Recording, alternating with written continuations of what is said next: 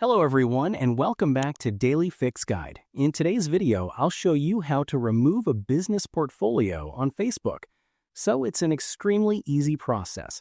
Now what you would do is just simply open your Facebook account, then just simply click on the menu option and go to Ads Manager, which is right over here. Now inside the Ads Manager, simply go to the Campaign section and right away you should be able to see your profile picture. So what you have to do is click on the drop-down menu and you should have your business portfolio right over here. So click on the business portfolio, then go to the gear option right over here. Now wait for a few seconds and after that just simply click on the business info page and right over at the top you should be able to see your option called permanently delete business.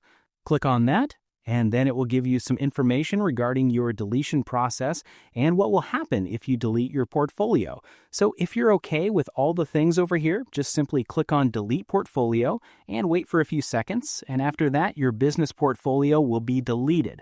Now you can go back to your Facebook and that's done. And within 24 hours, your Facebook portfolio will be permanently deleted from the Facebook server as well. So I hope you find this video helpful. If you do, please give this video a thumbs up, share it with your friends, and subscribe to the channel for more helpful videos. So thank you for watching and take care.